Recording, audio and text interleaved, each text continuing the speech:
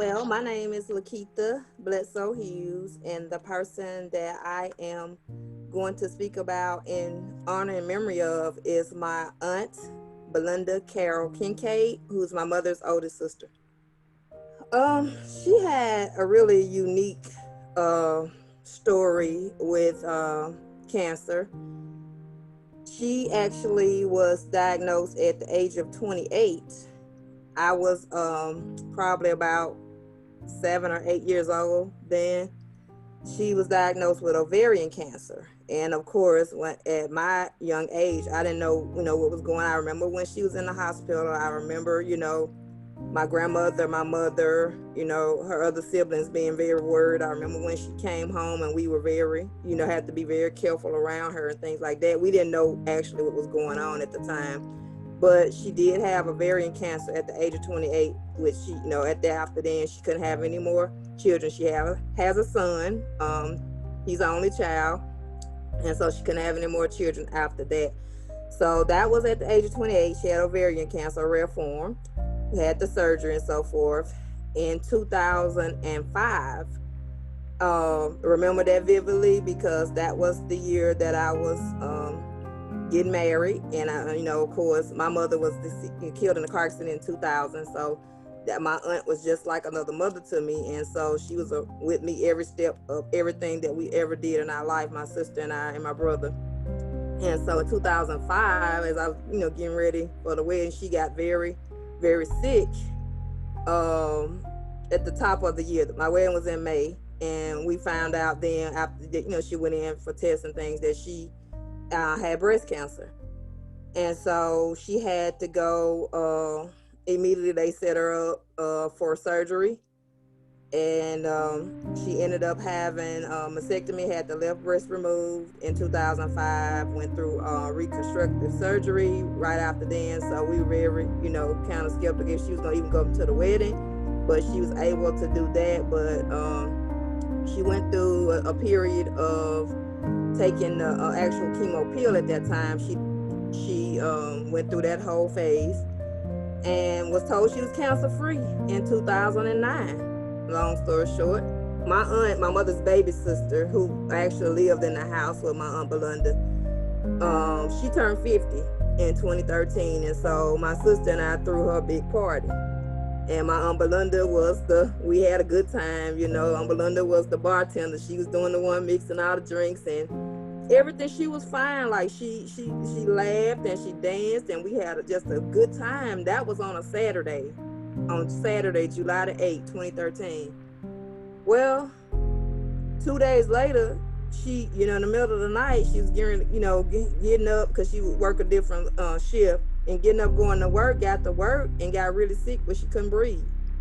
It ended up going into the emergency room. At that point, being admitted, they started, all these different tests and so forth to see what was going on, and that's what it was. That mass had we don't know how long had been. She had not had told us about any type of issue she had before then, that she had trouble breathing or noticed anything, but it came back it was a mass wrapped around her implant, which was very, very, I mean, no, her doctor was like, she couldn't understand how a totally different mass would come back. She was cancer free. In 2013, she actually had to start chemo treatment, and that was very, very hard for her, very, very difficult for her to deal with, because when her hair started to come out, I think that just put her in a whole nother place. She was very depressed when because she had, of course, on my mother's side of the family, long hair length. My grandmother was a little part Indian. She had long hair down her to past the butt line, and my aunt had really pretty hair, and to see her hair come out in her hand, that just devastated her spirit. And when we had to get her to a point to get that her hair, her head shaved, that just kind of took her to a different point during that time. And it was very hard to see her, hurting and wondering and questioning why. why, and she, that's just the human side of her, and we, being there trying to encourage, it just was hard. And I took her to most of her chemo treatments because she was here in Jackson. She went through several different types, from some that were 30 minutes long, for some that was 3 hours, 4 hours that she would have to be here. And they ended up going in the next year, January of 2014, and they had to take that implant out, and they got as much of that mass as they could without getting too close to her lung, which that was a very, very serious surgery that she had in January 2014, the next year after that, which was probably about 6 months later after she was diagnosed in 2013 with stage 4. Belinda got to a point where she was the one that always encouraged. She stopped getting frustrated about what was going on with her. When she told us, and she sat all of us down, and she told all of us that she's gonna do whatever she could, whatever they told her she needed to do, she was going to do it as long as it allowed her to be here. I think she was more of the support than us, actually. She just wanted us to know that when it was, whatever happened, if, whatever, however long her time was, she wanted to enjoy life. Belinda started going places. She get in that car after chemo treatment. One of those treatments she was on kept her up at night. That was one of the side effects that you had insomnia, you couldn't sleep. She get in her car and drive all the way to Florida. Before I know it, I called Belinda. Where you at? You back? Oh, I'm almost past Montgomery. And she was like, I gotta live life. I gotta go. She go see her son and her granddaughter. She was like, I got to go and enjoy as long as I can. I'm gonna go and do the things that I can do as long as I'm here.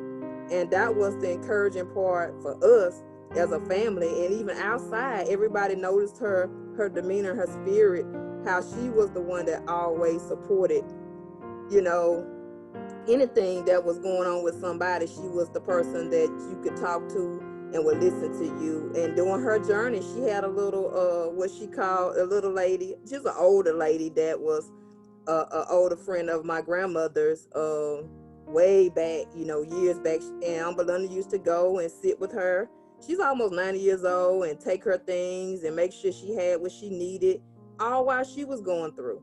She always took care of Miss Celeste, that was the lady's name, and would go to the retirement home and see what she needed, run her errands, take her to pay her bills, all of that. And she was just that person that kept you going. And she had, I think, when we realized the prayers that she prayed daily, she had those written down. And we, of course, they were in her room, taped to the mirror, a little yellow sticky note, little post-it note. And we love posters in my family. I think Toy and I more so, and my aunt did. And she used to say this prayer every day that Lord, help her to deal with what's going on with her, and not to be, worrying, not to, to give her the strength, to deal with what was going on with her health wise. And she prayed that prayer, daily. And it's, still there when we go down to the house. It's still, everything's still intact the way she had things in her room. And I think about that, and I say, Belinda, she knew, and she was prepared, and she prepared us as a family. We didn't want to hear it, but she prepared us to deal with what was, to happen after she transitioned on to heaven, be with our Lord and Savior. And she had everything laid out. She had her will. She had everything laid out. She told me how she said she wanted to be cremated and spread over water, over blue water. She had all of that laid out in her will. She told me where the key was to the safe, where the will was, and all of her extra documents and her extra money. And she told me to tell her son, whenever that time came, what to do.